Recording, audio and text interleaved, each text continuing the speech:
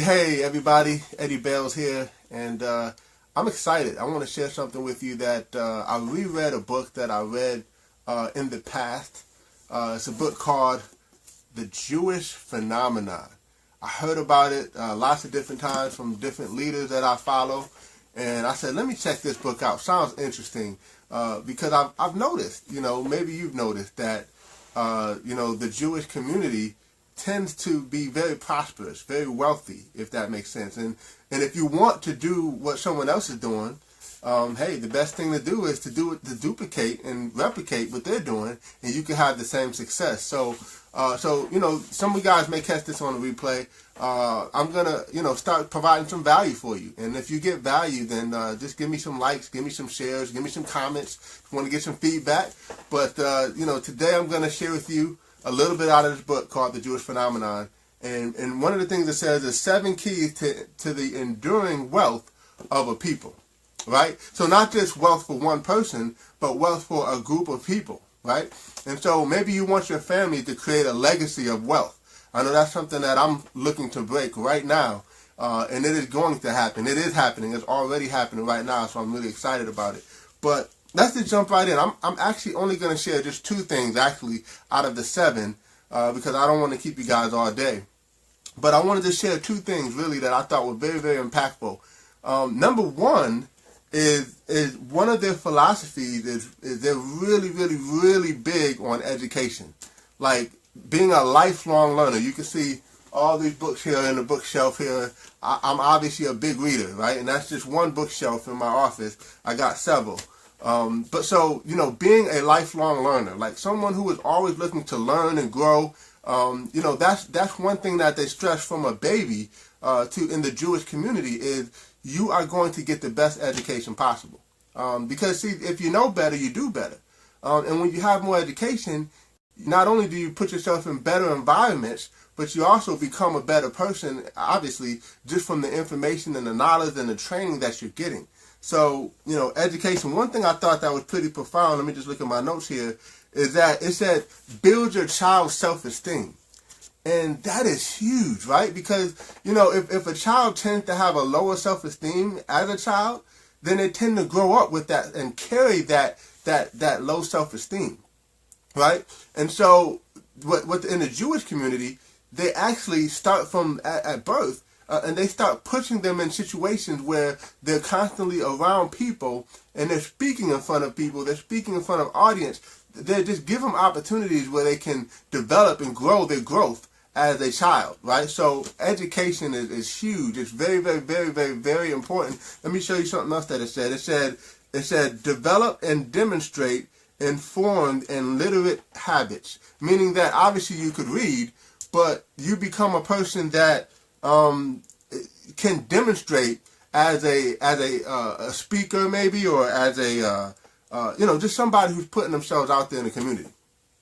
So and then the other thing it says is that they create the education expectation. So the expectation is you're going to get as much knowledge as possible. You're going to go to school, you're going to go to college, you're going to go to further your education, because that is just what they do, right? So that's a big one, is education, right? Matter of fact, there's a statistic that, I don't have the statistic handy, but there's a statistic that says that, oh, thanks for the likes. There's a statistic that says that, when you have a certain education, you're going to get a certain level of income. And when you raise that education to another form, you're going to get another level of income. So the more education you have, the more your income is going to go up, if that kind of makes sense. The second thing that it went over that I thought was really, really big is they teach their children to be professionals.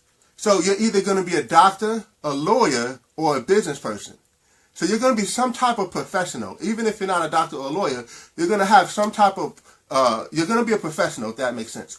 And one of the things I thought was really, really powerful is it even said in the book, by the way, the book, The Jewish Phenomenon, really, really good book. But it said that even if you're a professional, your goal is to be that professional, but part-time, after that, your goal is to move into entrepreneurship, right? Because they said, oh, here's another one, a big one. I don't want to go through all my notes, but I'm just excited, if you can't tell, right? Hey, Pastor Parker, good to see you here. But one of the things that it said is, oh, this one was right. This was huge. It said, if you are not an owner, you are an outsider. If you're not an owner, you're an outsider. I thought that was critical, right? Because what that's saying to me is that they want you not just to work for somebody. There's another thing it said in the book, and I'll put my book down. It said that you rarely find someone in the Jewish community that works with their hands, if that makes sense, unless they're a surgeon or something of that nature. But they typically have the mindset of, I'm going to be a professional, I'm going to be a manager, I'm going to be a supervisor, I'm going to be someone at the top. And there's nothing wrong with thinking that way, because their parents teach them that growing up, right? So as they grow up, this is just the way they are, right? And it's no wonder why they seem to excel in everything that they do, is because that's how they're taught. So, why am I sharing this with you guys? Because I just want, I want your culture to be that as well. I want you, it's not something that's set apart just for the Jews. This is set apart for all of us. And that's why this book is so powerful, because if we all start to adopt those values that they have, of course, some of those things are, not overspending, and some of those things are, investing and things like that. But some of these habits, if we just start to adopt some of those habits, we can put ourselves in a situation where not just we become successful, but our whole legacy, our whole tree. It only took one Winfrey to change a whole, one Oprah to change a whole Winfrey tree, right? One Jordan to change a whole Michael Jordan tree, if that makes sense. So we could be the one that completely changes our entire legacy if we start to adapt these things and then start to turn around, not just keep it for ourselves, but start turning it around and teaching others. And that's why I wanted to do this quick video, even though I'm not a video person, so bear with me, guys. But I'm going to start doing some more videos, because I've learned a lot of things and I've grown in a lot of ways. And I just want to start imparting some of the knowledge and the wisdom that I've learned and just start teaching other people. So the two things that the Jewish community really stress, out of the seven, there's 7 things, I'm not going to go over all 7, but the 2 things that I want to stress today is knowledge and education. And so one of the things that I teach people that are around me is read 10 pages of a good book every day, right? Read 10 pages, because look, if you read 10 pages every single day for 30 days, that's 300 pages. You at least read a book a month. And if you read a book a month, after 12 months, you've read 12 books, right? And if you've read 12 books, you've done more than the average person, because the average person never reads a book after high school, right? Seriously, right? And so you just set yourself apart from everyone else simply because you decided to just do a simple mundane task of reading 10 pages every single day.